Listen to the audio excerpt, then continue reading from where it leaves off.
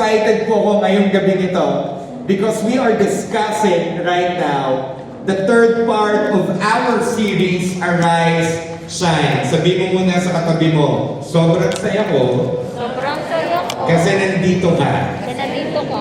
Sabi mo naman din sa kabilang katabi mo, sobrang saya ko. Sobrang saya ko. Kasi alam mo, may breakthrough si Lord para sa iyo. Amen? Pagpakan natin po ng malakas si Jesus. Ang title po ng part 3 ng ating series for Arise Shine is 1, 2, 3, go! Basahin na sa baba. Living in True Victory. Alam niyo po, bilang young professionals, ages 23 to 40 years old and a little bit beyond, napaka-importante na tayo po ay may grupo na sinasamahan ng kagaya po ng ganito. That we are part of a family inside of the church as young professionals na alam mo, ready para i-encourage ka, para palakasin ka sa Word of God at sa presence po ng bawat isa. Amen po ba? Alam niyo po ba na yung katabi mo ay tool? Siya po ay instrument of encouragement sa iyo. Amen po ba? Bakit tiniti naman po? Parang napakaseryoso yung lahat ngayong gabi nito. Okay? Ready na po ba kayo? Ready na po ba kayo? Praise God! Madami po sa atin, mga young professionals, tayo po, mga Christians, mga believers, tayo na nasa working force. Malimit, ang pakiramdam natin sa ating buhay ay ito. Tayo ay victims. Naku, ang hirap ng kapag gaganon. Paano mo nasabi yung Pastor Paulo na ang tingin natin minsan sa buhay natin ay parang victims? Kasi ganito, tukad Pastor Paulo. Nag-iintay tayo ng better days. Ano daw yung iniintay? Better days. Nag-iintay tayo ng better days sa buhay natin. Iniintay natin na ganito. Kailangan po nang mag-okay ang lahat bago tayo maging okay. Tingnan mo nga yung katabi mo. Tingnan mo nga yung katabi mo kung mukhang okay.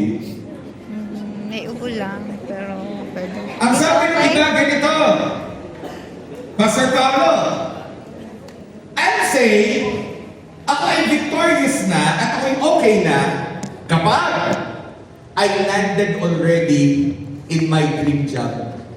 Kapag nasa akin yun, okay na ako. Ano pa?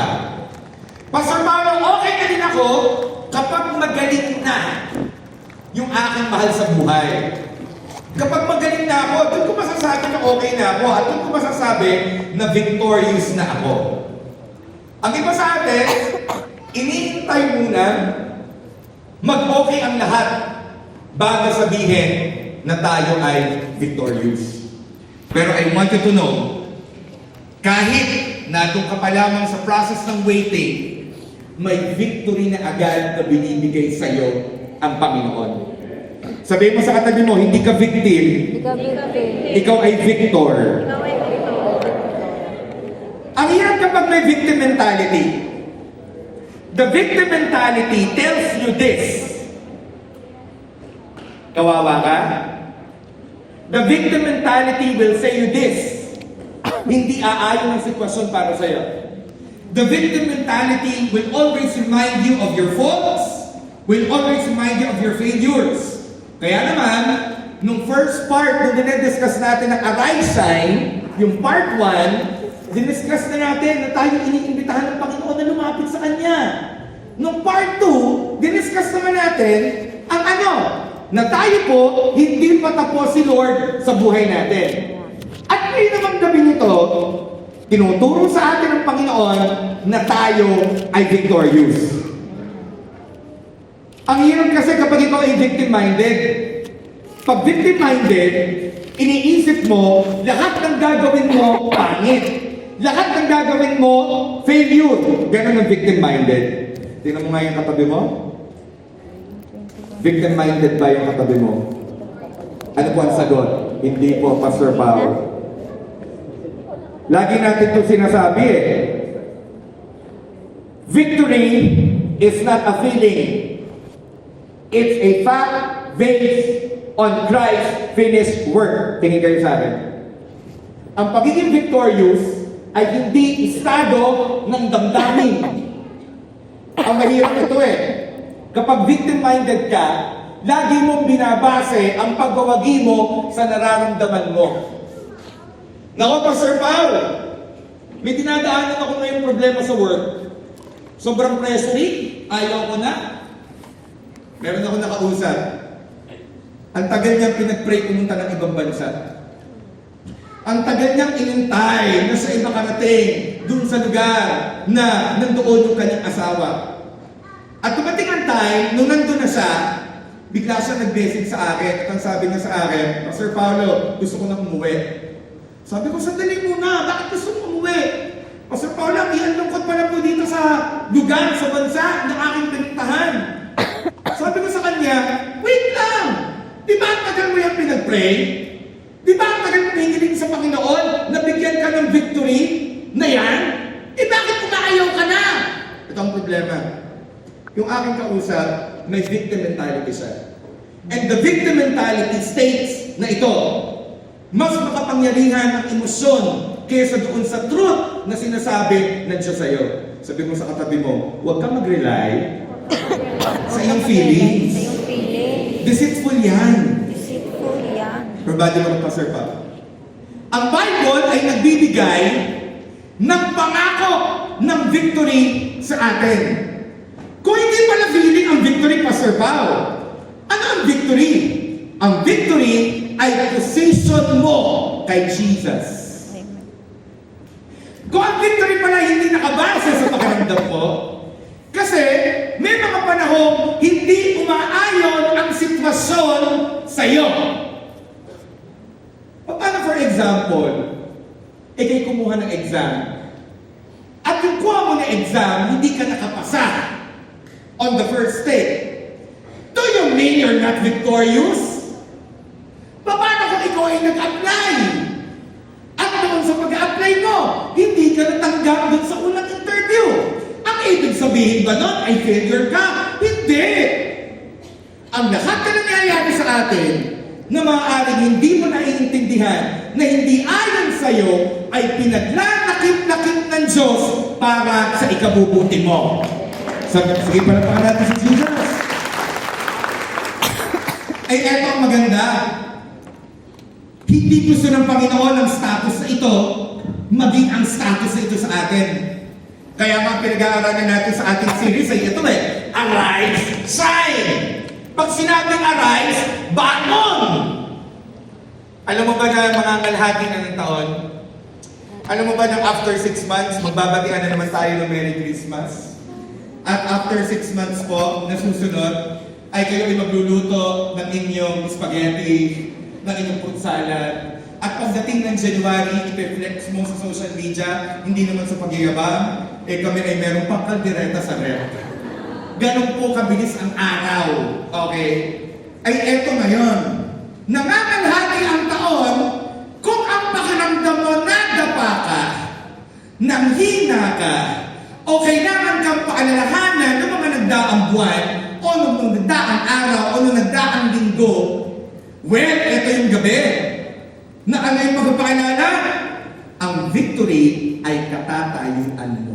Sabihin mo sa sarili mo ngayon, ang victory ay position, my status. Gustong-gusto ko yung sinabi ng verse sa Psalm 3 verse 8. And we were starting to read and meditate this verse. Nalaman natin at nalaman namin at malalaman natin ngayon na ang victory pala ay may pinanggagalingan at ang katagumpayan ay inuutos. Sabi ng Psalm 3 verse 8, and I'm going to read it in the NLT version. Sabay-sabay natin basahin. 1, 2, 3, go! Victory comes from you, O Lord. May you bless your people. Ang ganda ng pangakong to. Kasi sinasabi ng verse na ang katagumpayan nanggagaling sa Panginoon. And you'll be amazed na ang victory ay si Jesus. Paano po yan, Pastor Pao? Ang Hebrew word ng victory, yung salitang victory. Everybody look at Pastor Pao. Kapag nagbasa kayo ng Bible, ang Old Testament is always, it is all written in Hebrew. May kasabi Hebrew. Hebrew. Yan yung salita o lingwahe ng mga Hudyo, ng mga Israelita. Pagdating naman sa New Testament, yung New Testament ay written in Greek. Okay? Now, yung Hebrew word ng victory ay eto, basa, Yeshua. It sounds like Yeshua, di ba? Yeshua is the Hebrew of Jesus. Now, listen carefully. Ang Hebrew word ng victory ay Yeshu. Yeshua. Yeshua. Ang meaning, salvation, deliverance, rescue. Ikaw, dahil ikaw ay nasa Panginoon, lahat ng trouble na pwedeng pagdaanan mo, may kakabalaging pagre-rescue ng Panginoon. Why? Because you are standing in the ground of victory. Hindi ka victim. Pag victim ka, lahat negatibo ang tingin mo sa lahat ng sitwasyon. Pastor Paulo, umalis yung boss namin. Nako! Speaking of umalis ang boss, ako po ay nagtrabaho sa Nash Daily. Sino po nakakilala kay Nash Daily? Taas ang kamay. Si Nash Daily po ay very well known na content creator at ako po ay nagtrabaho sa kanya as graphic artist and editor. Meron akong lead. Project lead ang tawag. Yung aking project lead, nag-leave. Hindi po isang linggo, hindi 3 araw, isang buwan. At ang matindi nito, yung leave niya ng isang buwan, sa position, ang pinagpasahan po ng kanyang trabaho at ang kanyang authority ay ako po. Ako yung naging sa next in line dun sa aming mga tiers. Ay eto ngayon. Nako! Sa sobrang pagod namin, papasok po kami ng 9 o'clock ng umaga, mag-i-edit ako ng video ni Nash Daily at ng graphics. And then, matatapos po kami ng 12 o'clock ng gabi. And then the next day, tatrabaho ulit, gano'n ang gano'n. Naku, parang gusto ko na magpa-victim mentality. Parang gusto ko na magreklamo doon sa sitwasyon na nasun ako. Bakit? Ang tagal naman ni Sir. Ang tagal naman ng aking bossing. Hanggang kailan ako maghihintay? At alam mo, dumating ako sa time, negative na yung paningin ko sa mga nangyayari. At sobrang na akong sensitive. Bakit sensitive? Dahil ako'y pagod, dahil ako'y puyat, at ang tingin ko sa maliliit na detalye sa aking trabaho, naku lahat masasama. Meron akong clip na kailangan i-edit, hindi agad na ibigay sa akin. Ang sabi ko, bakit naman kasi hindi agad pinasa agad? Ano mo kung bakit? Nung time na yun, nandun ako sa victim mentality. At sinisisi ko na ang napakadaming tao sa opisina. Late naman pinadala yung ganito, dapat pinadala yung ganyan. Hindi ko alam, nako. Nandun na pala ako sa position of defeat. At kapag pumapasok ako sa opisina, wala na akong nakitang maganda. Until such time, the Lord awakened me. My question is this. Nasa sitwasyon ka ba ngayon ng buhay mo na ang dami mong nakikitang negatibo na hindi mo nakikita yung hand of God in your situation? Ang sabi ng verse, or ang sabi dito sa definition, victory, ang ibig sabihin niya, salvation, deliverance, rescue. Mag-focus tayo sa rescue. Ano man ang sitwasyon na meron ka, tatandaan mo lagi, nandoon ang rescuing power ng Diyos sa iyo. Kaya sabihin mo sa katabi mo, hindi ka bagay matakot.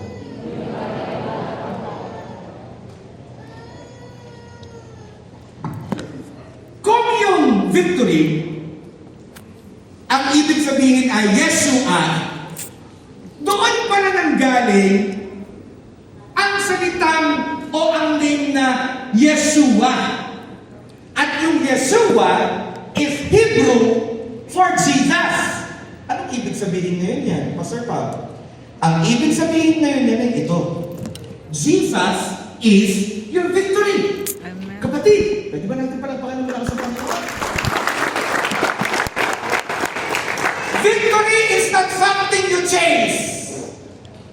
Habol ka ng habol ng victory. Pastor Pab, pag hindi ko nagawa to, baka mag-fail. Look at me. Alam mo ba, may mga pagkakataon, ang gusto pala ng Diyos sa'yo mag-rest. Nakita ko si Renan. Nakita ko si Pastor Axel. Nakita ko si Makoy. Look at me here. May mga season ng buhay natin para magkaroon ka ng victory, ang kailangan mo pala magpahinga. Eh hindi eh. Ang gusto natin, binapagod natin ang isip natin. Ang gusto natin, meron tayong analysis paralysis. You know that word? Analysis paralysis. Bago ako makapagpahinga, kailangan ma-analyze ko muna ang lahat. At kailangan ko muna mapagdugsong-dugsong ang lahat. Our body, you don't need to analyze all things. You just need to trust.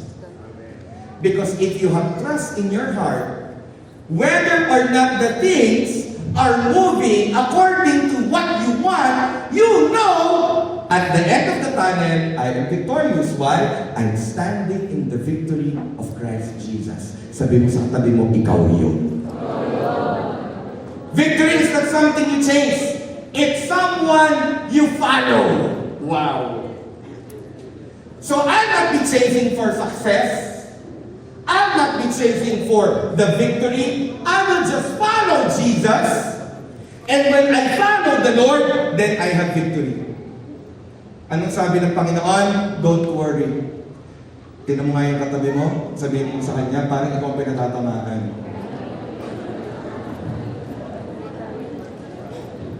Ang sabi ni Jesus, don't worry. Ang sabi ng Panginoon, we cast all our cares to Him because He cares for us. Pero anong gagawin natin? Mag-worry tayo? Mag-o-overthink tayo? At papagurin natin ang sarili natin para tingnan at isipan ang 100 possibilities bakit hindi pwede mangyari. Pwede ba? Tayo ba ay napakadali mag-isip ng mga bagay bakit hindi pwede mangyari ang mga bagay-bagay? Pwede bang palitan natin? Mag-isip naman tayo ng 100 ways bakit hindi mangyayari. At yung number 1 way ay sapat na. Dahil si Jesus, hindi ka iniiwan at hindi ka pinababayaan. Kung ikaw yung panatawa mo si Jesus ng malaka. Sabi ng Romans 8:37, ready ka na? No! Despite all these things, overwhelming victory is ours through Christ who loved us. Ano yung kailangan mo ng victory right now? Do you need victory in how you think? Look at me. Alam mo, we give importance on how we think. May nag-share sa akin na mentor ko. Kumakusap siya, if I'm not mistaken, kumakusap siya ng isang psychologist. At dinadiscuss yung psychologist, yung highway na meron ang tao kapag laging negatibo mag-isip. Kapag pala isang tao ay laging negatibo mag-isip, at hindi siya nakakaisip na magagandang bagay, ang tingin niya lahat ay negative, ang tingin niya lahat ay lalala, ang tingin niya lahat ay pangit. Tinatrain natin ang ating brain na magkaroon ng isang highway in our mind where we always allow these things to pass. Eto ngayon, ang ating mga hormones natitrain ngayon na yun ang default o yun yung normal mode. Eh, paano pa, Sir Pao, kapag hindi na nag-worry? Ay, eto, matindi. Pag ngayon nakaramdam ka na hindi ka nag-worry, nawawala ang patas ng isip. Bakit nawawala?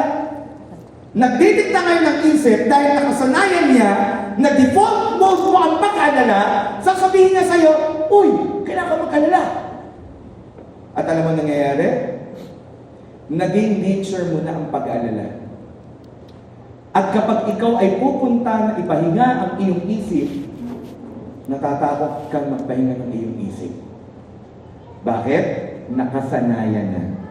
Sabihin mo sa katabi mo, hindi ka looban ng Diyos. Hindi ka looban ng Diyos. Yung bagay na yun, Bagay na yun. sa buhay mo. Sa buhay mo. Grabe si Lord eh. Hindi ka looban ng Diyos ang bagay na yun sa iyong buhay. At ang gusto ng Panginoon sa atin, magkaroon tayo ng overflowing victory. Praise be to God. Alkin, I think na off ko ata. Alkin, where are you? Bumabala. Pengen, I think na off ko accidentally yung clicker. I need you to run to me the slide. Okay, bago mo i-run yung next slide, everybody, basa yung nakadilaw na highlight. 1, 2, 3, go. Overwhelming victory. Look at me. Sa lahat ng gagawin mo, tagumpay na yon.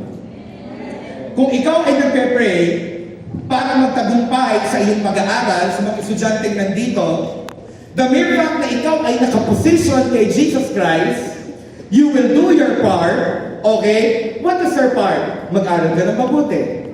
Be a good steward sa pinagkatiwala sa iyo ng Panginoon. Sa mga businessman, be a good steward of your business. Sa mga empleyado, always show up properly in your work. Do work with excellence. Habang ginagawa mo yung parte mo, at habang alam mo na Lord, habang ginagawa ko ang aking parte, nakatayo ako sa iyong victory.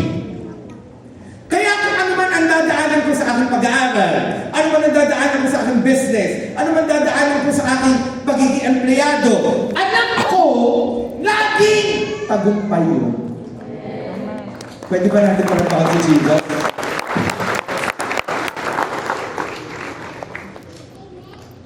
Sinulat yung Psalm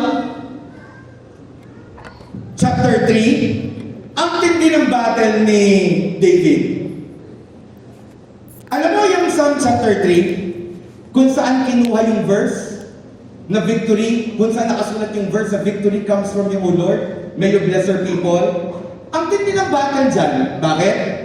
Kasi sinulat yan ni David yung time na hinahabol siya ng kanyang anak na si Absalom. Siya ang hari ng Israel. Pero yung time na yon, hinahanap siya ng kanyang anak at siya'y papatayin.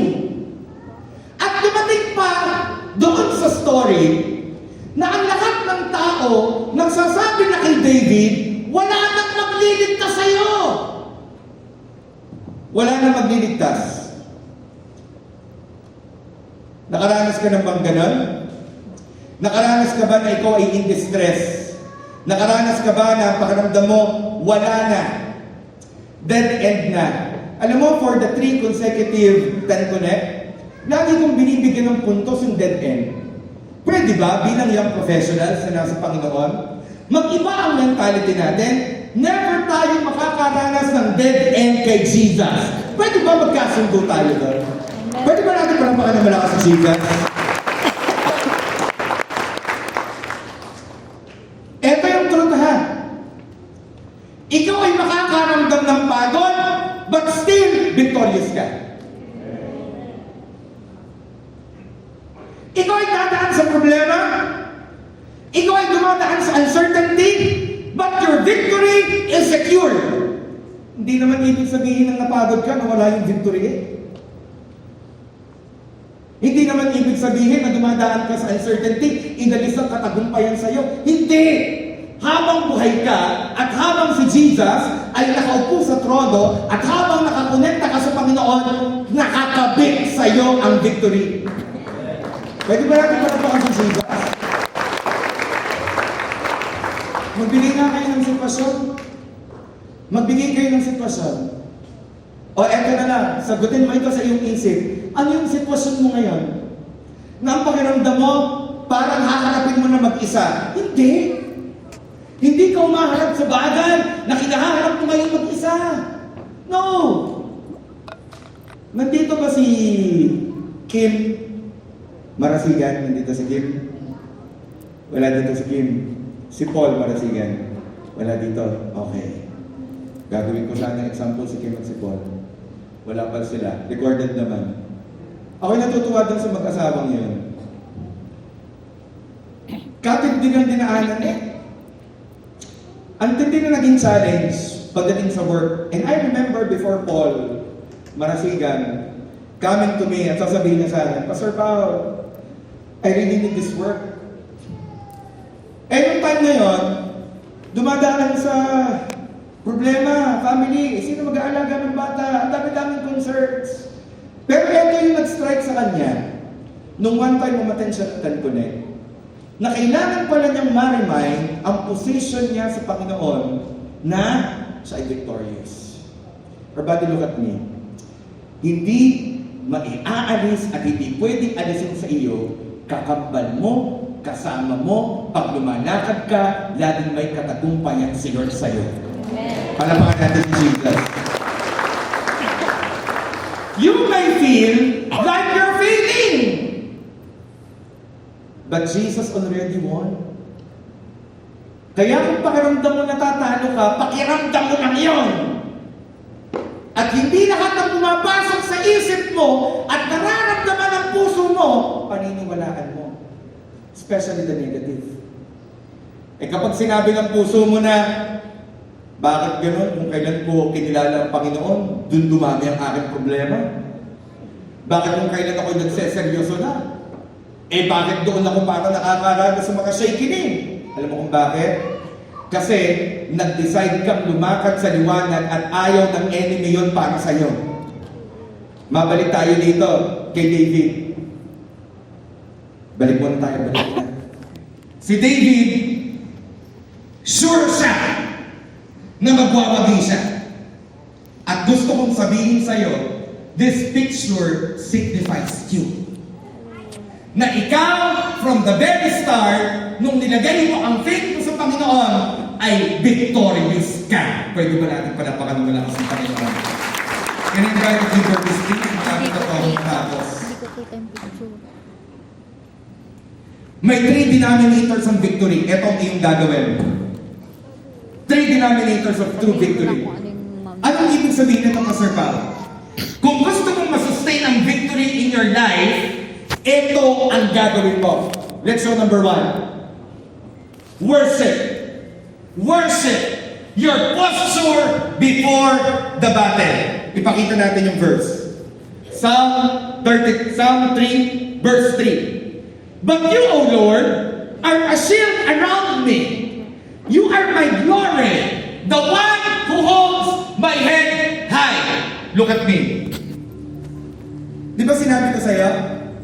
Ikaw ay nakatayo sa position ng victory. Nakita ko si Bina eh. Si Bina. Nakita ko si Jesslyn. Si Jazz. At si Jazz. Dalawa po silang Jazz. Si Hasmin at si Jazz. Badi look at me. Pag nakatayo ka sa position ng victory, conscious ka. Pag sinabi kong conscious ka, hindi ka intimidated. May problema si Isay? Hindi sasabihin ni Isay, naku, yuyukuin na po ako dito, Pastor Paul. Hindi. Ano sabihin ni Isay? Alam ko ang aking position at alam ko kahit dumadaan ako sa ligligang ito, mag-end up akong victorious. Alam mo ba? Conscious ka dapat. Yung problema ito eh. Mas conscious tayo doon sa damdamin natin. Kaya kapag sinabi ng damdamin, huwag ka nang matin. Huwag ka nang magpatuloy. Ikaw naman, nakinig ka sa payo ng kaibigan mo. Uy, anong payo mo sa akin? Kung ano ang nasa puso mo, sundin mo. Huwag ko kayong pumalakpak doon. Bakit? Kasi, kapag sinabi ng puso, natigil, eh pwede kang maniwala. Alam mo ba yung iba natin mga maling desisyon? Because sinabi ng puso natin, etong gawin mo. Kahit hindi siya yung pinalalakadan sa atin ng Diyos. Ano ang sinasabi sa atin ng Panginoon dito? But you, O Lord, are my shield. You are a shield around me. You are my glory. The one who holds my head high. Gusto mo maging victorious? I-worship mo ang characteristic ng Panginoon. I-worship mo siya. Si David ay worshiper. Habang dumadaan siya dun sa pinakamabibigat na sitwasyon, siya po ay nag-worship. Going to share to you our testimony. Meron pa akong natitirang 5 minuto pa at tayo po ay matatapos na. Si Ate Ruby po noon at ako, nagsisimula pa lamang kami bilang buhay mag-asawa. Dumaan kami at inalaw kami ng Panginoon na dumaan sa pinakamatindi naming crisis, financial, bilang mag-asawa. Si Ate Ruby noon na mas malaking kumita kasi nagtatrabaho siya sa bangko. Tapos I remember, kada quarter, lagi silang may bonus at malaki yung bonus nila. Hindi lamang yon, yung bangko nila, madami mang incentive binibigay. So nung kami ay naging mag-asawa, ang pinakamalaking kumita, si Ate Ruby nung time na yon. Eto ang nangyari. Inalaw ng Panginoon na mapatigil si Ate Ruby sa work. Because nagkaroon siya ng problema nung siyang kanyang pagbubuntis. At alam niyo po ang nangyari? Nakaranas kami at inalaw ng Panginoon na dumaan kami sa pinakamatinding financial problem namin. I remember one time, naghuhughog, alam niyo sa Batangas yung naghuhughog? Naghuhughog kami ng mga pantalon at inaalok namin, pinapagpag, nagkakaintindihan na tayo. Lahat na naintindihan ako mag-thumbs up naman. Ay, salamat sa Diyos sa intindihan nyo na. Nagpapagpag kami ng pantalon at inaabangan namin yung mga babagsak na barya. At nakaranas kami before, nagwawalis kami ng barya. Ano ibig sabihin? Ang dami ng barya po, Sir Bob? Hindi! Nag-iipon kami ng barya. We are in a battle. Financially. Alam mo, nakaalala ko nga, ang huli namin na naipon was 20 pesos. May binabayaran kami ng utang. Ang hina ng pasok ng pera that time. At alala ko yung 20 pesos, naghati kami ni Ate Rudy kasi yung 5 pesos, ibibili pa nun si Caitlyn. Ibibili niya ng kalabasa, tapos, basta naghati naman sa 20, hindi ko na alam kung yung binili niya. At that was the very rock bottom. Sabihin mo, rock bottom. Rock bottom. Look at me. When you are in the rock bottom times of your life, that's the best time. What was her mouth? That's the best time. Why? It's the foundational time. When you're in the rock bottom, that was my broken time. Alam mo, pag broken ka, yun yung gustong-gusto ng Panginoon na paglapit sa'yo. Bakit? Tanungin niyo po ako, bakit, Pastor? Bakit? Kasi ang puso mo basag bukas. At yung time na yun, basag na basag ang puso namin, at si Lord ay nakapasok sa aming puso. Bakit? Wala nang natira eh. And I remember one night, that's our last meal. Ano daw? Our last meal. Si Ate Ruby, sabi ko sa kanya, mahal, ikaw ay kumain na, that's our last dinner, wala kami pagkain sa rep, wala kaming gatas, wala kami ata, meron na kami isang scoop na ng coffee, at etong matindi, walang nakakaalam ng pinagdaraanan namin problema. Pati parents ko, parents niya, kapatid ko, wala. Kahit sa church, wala. In our down moments, ang nakakaalam lang si Lord. At nung gabi, para maabsan yung aming gutom, sabi ko kay Rudy, mahal, kumain ka na. And I drank. Hindi pa ako nag-inom ha. Yung huli naming coffee. At pagkatapos po doon, napatakan luha ko. Because awang-awa ako sa aking mag-ina, awang-awa din ako sa sarili ko, dahil wala akong magawa ng sitwasyon na yun. Until, ito pang ginawa namin. Sabi ko kay Ate Rudy, mahal, let's go and worship the Lord. Pumunta po kami sa kwarto, and I remember this, ayaw ko naiiyak. We went to our room, we were crying unto God, and we're telling God, Lord, in our broken season, we know that we're victorious. We just worship you. Because we know, Lord God, but you, O Lord, are a shield around me. You are my glory, the one who holds my head high. Palapakan natin ang dito. And you know what? That's the best worship that we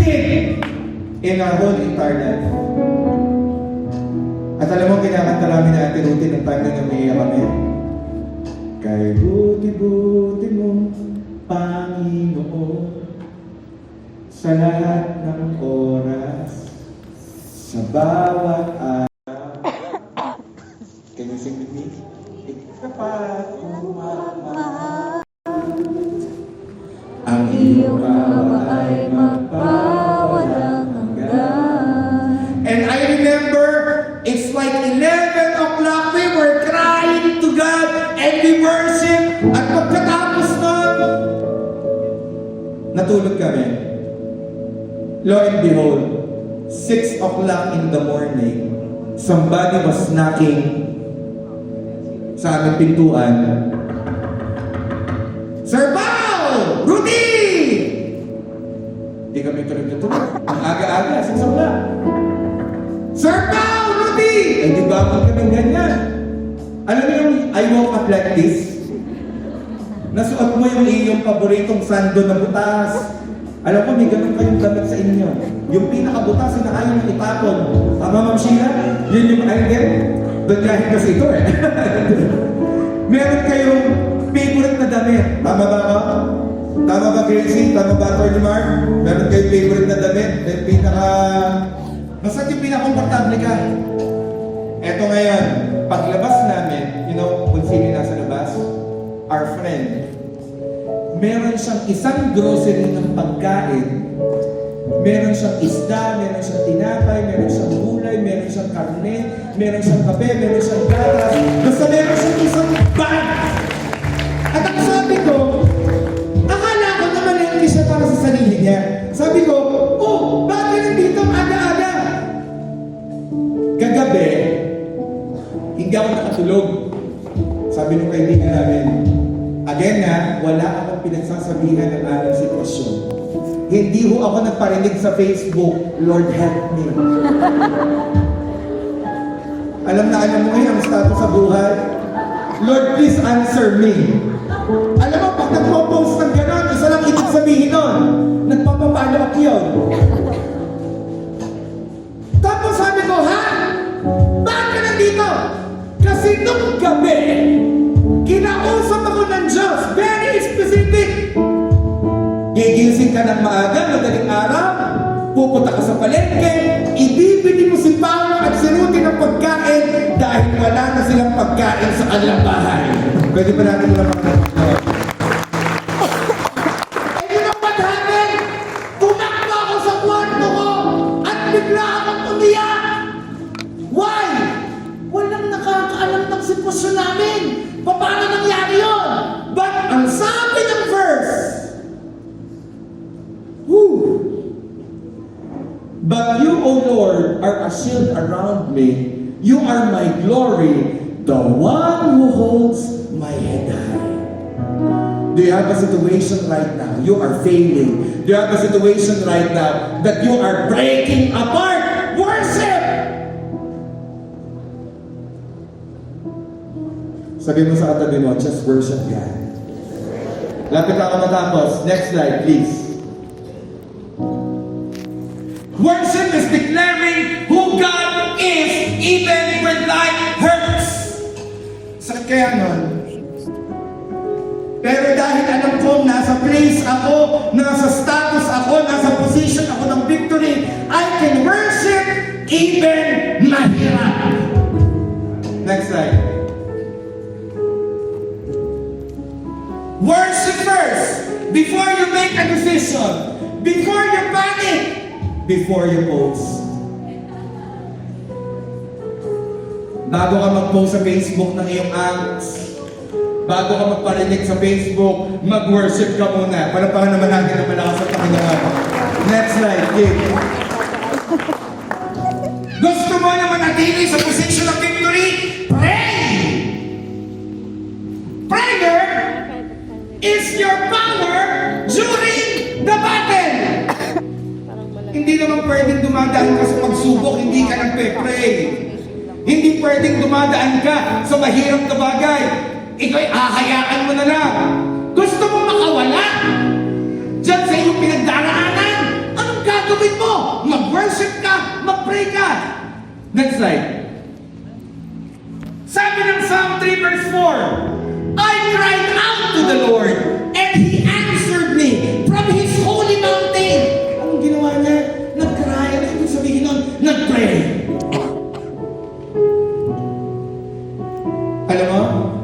Kamayan mo nga yung katabi mo, kamayan mo nga. Dalawang katabi mo, shake hands mo. Pag wala kang ka-shake hands, humanap ka ng ka-shake hands.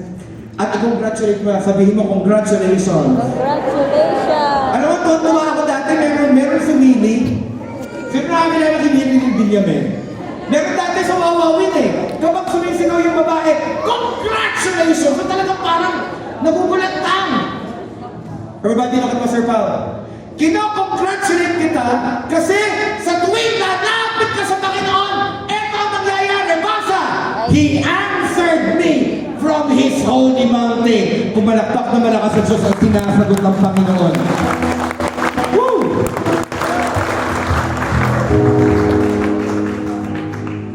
You pray! Nasabi ko na ito dati, ulitin ko lang. When you're happy, you pray. When you're sad, you pray. When you're winning, you pray. When in your challenge time, you pray. You open your mouth, hindi ka nagpe-pray ng ganito. Hindi. Open your mouth. Start telling. Start telling to the enemy who you are. Because the enemy will always say, you are weak. You have limitation. You tell the enemy right now, in the name of Jesus, I do not allow your thoughts to enter in my mind. You rebuke the enemy. And greatest of all, you pray to God, Lord, you're my provider. Lord, you are my restorer. Lord, you are my strength. And Lord, you will make me victorious always because I stand in the possession of victory. Kung ikaw yung pumalakpak kami, Jesus, next slide. When worry attacks, answer with prayer. You worry anak? Pray more. Sabihin mo sa katabi mo, para sa iyo to, pray more. Para sa'yo. Next slide, Kim. Para sa'yo. Last but not the least, the Word. Ang Word of God is your weapon in the battle. You know that you're in the battle. You know that you're in the battle. Every day, you are in a battle zone. Anong kalaban mo? Ang kalaban mo hindi yung biyanan mo. Ang kalaban mo hindi yung kasama mo sa trabaho. Ang kalaban mo is the enemy whose job is to kill, to steal, and to destroy. Eh ano gagawin natin? When he's attacking you, you attack him by the word of God. Next slide. Ephesians 6:17. Put on salvation as your helmet and take the sword of the Spirit, which is the word of God. This book is not an ordinary book. It contains the promises of the Lord for you. Kaya kapag nasa brink ka of breaking down, and the enemy is trying to say to you, oh, you reached your limits already. You tell the enemy, that is not what the Lord has declared upon my life. I am highly favored. The Lord declares, sabi sa Psalm 33 verse 20, my favorite verse, we put our hope in the Lord. He is our help and shield. You tell right now your situation, you tell to the enemy kung ano yung salita ng Diyos, pangako ng Diyos na binigay sa'yo. And I tell you when you do that, you're standing in the place of victory. Can I invite you to please stand up right now?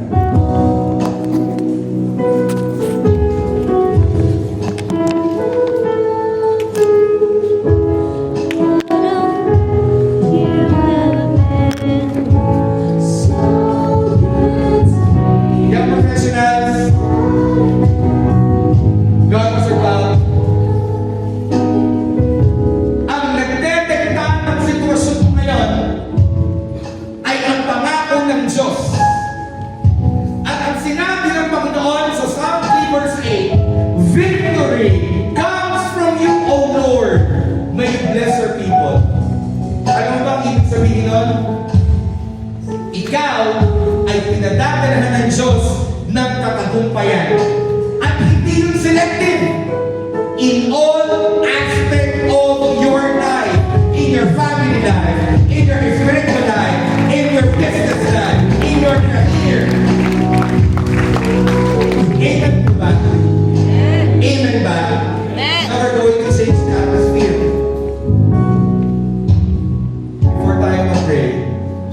will going to find or kakamay tayo ng 7 people at sasabihin mo sa kanya, you are victorious in Christ. Ready ka na? Now look at me. Why do we need to change the atmosphere? Because we're changing the atmosphere of your declaration. We're changing the words coming out from your mouth. We're changing right now the state of your mind. Because truly, we're standing right now in victory. Naiintindihan niyo po ba? Come on. Sabi kong tao na hindi mo pa nakausap kanina, lapitan mo at sabihin mo sa kanya, you are victorious in Christ Jesus. Come on! You are victorious in Christ Jesus. 7 people. 7 people. Come on! 7 people. Be sure you took 7. Hallelujah!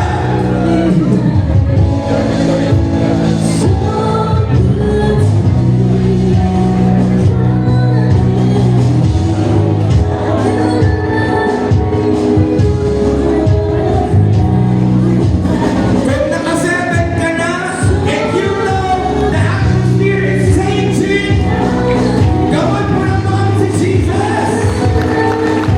Hallelujah!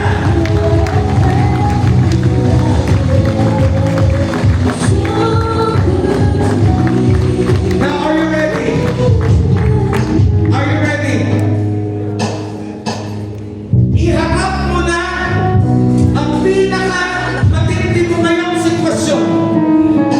Dalhin mo na sa paanan ng Diyos ang pinaka-mabigat mong worry. Itaas mo na sa Diyos ang pinaka-mabigat mong kabigatan. And I would like to tell you right now, ikaw ay victorious because of Jesus Christ. Everybody, close your eyes.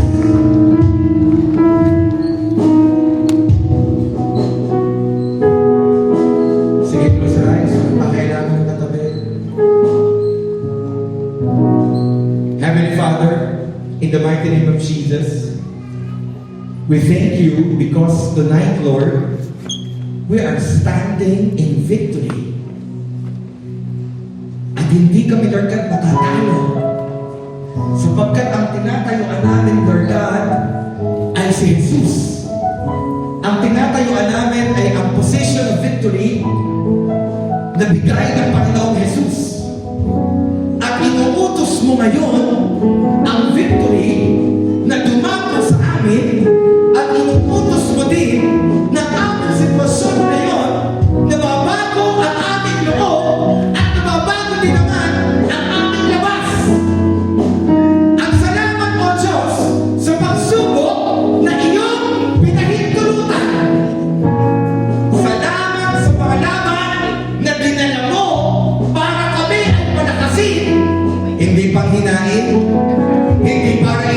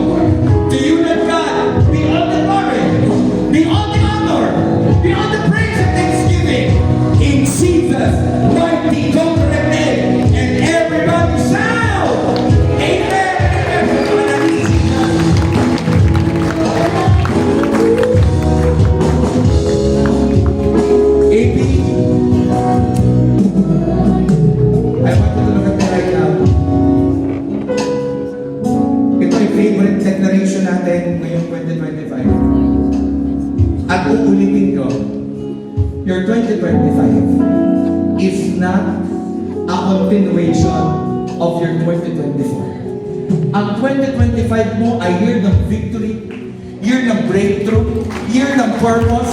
It is your year of holiness. It is your year of righteousness.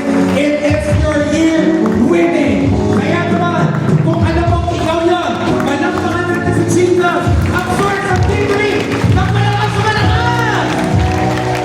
Everybody shout hallelujah! Everybody shout hallelujah!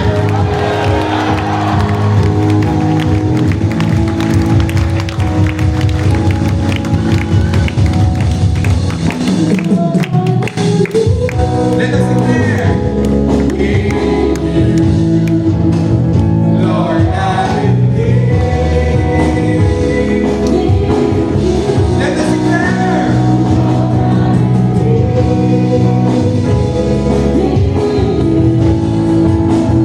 Lord, I believe.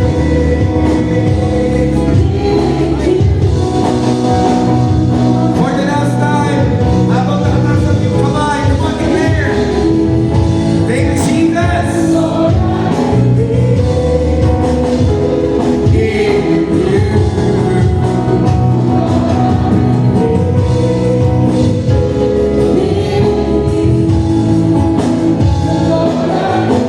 Thank you, Lord. And Lord God, thank you for your grace. That today we know and we know and we know because of you, we are victorious at walang makakapagpabago nun. In Jesus' name, this we pray. And everybody say, Amen and Amen and Amen. Panapahan natin ang mga si Jesus. At maaari na tayo tayo